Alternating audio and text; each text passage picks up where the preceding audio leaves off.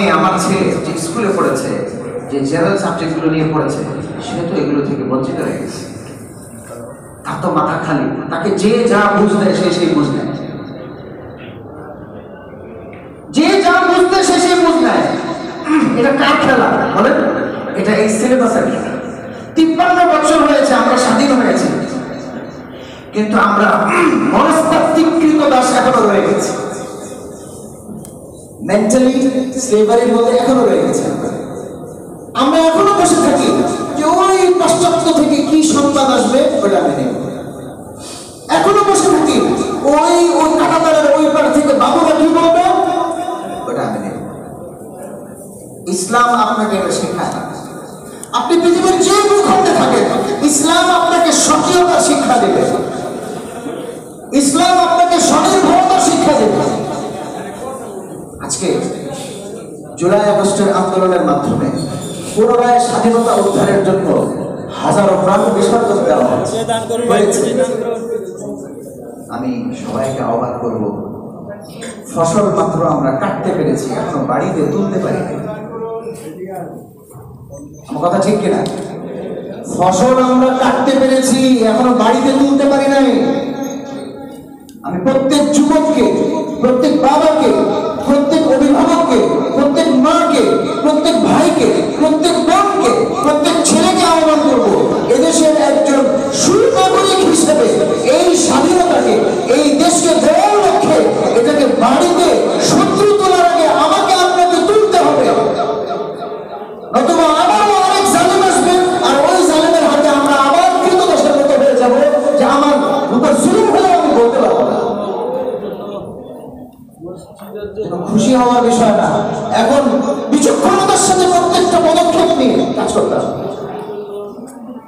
আমার ছেলে ইঞ্জিনিয়ার হতে চায়, কোনো সমস্যা নাই, কিন্তু যেন আসল ইঞ্জিনিয়ার, খাঁটি ইঞ্জিনিয়ার হতে পারে, কিন্তু সাথে সাথে যেন সে যে মুসলমান, সে যেন তার ইসলামকে লালন করে যেন সে আগে বাড়ে।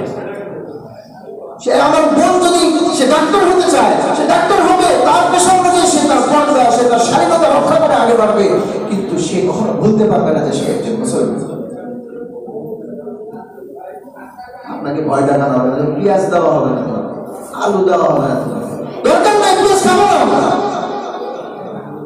আমরা পানির মধ্যে চাল ভাত দিয়ে পান্তা ভাত খাবো সবাই, কি বলে?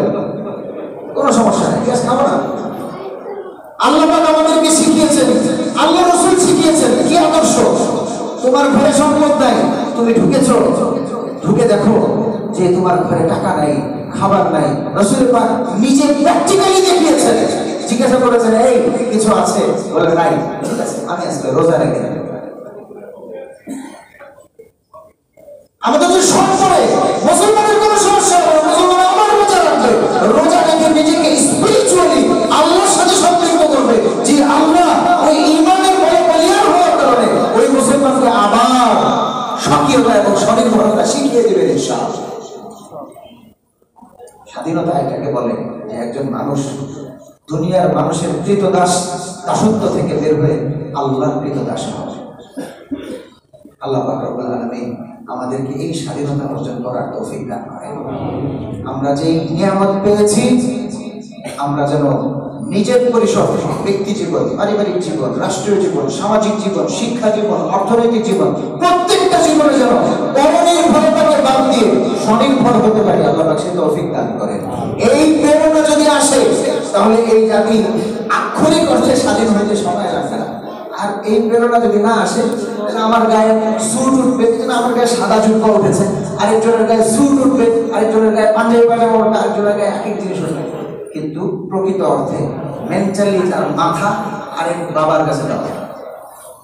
যতক্ষণ পর্যন্ত ওই মাথা ওখান থেকে ছাড়ানো না যাবে, যতক্ষণ পর্যন্ত নিজের শিক্ষা, অর্থনীতি, সমাজনীতি, রাষ্ট্রনীতিকে আরেকজনের থেকে, আরেকজনের কাছে ঋণ দেওয়া, ওখান থেকে নিয়ে যে যতক্ষণ পর্যন্ত নিজের মাথায় না আনা যাবে, হবে না। আল্লাহ পাক আমাদেরকে বোঝার তৌফিক দান করেন। আমাদের প্রত্যেককে মুহাম্মদ আরবি সাল্লাল্লাহু আলাইহি ওয়াসাল্লামের জীবনের প্রত্যেকটা অঙ্গনে যেখানে আমাদের যখন যখন যে শিক্ষণীয় বিষয়গুলো আসে, সেই শিক্ষণীয় বিষয়গুলো অবলম্বন করে নিজের জীবনকে বোঝাবার তৌফিক দান করেন।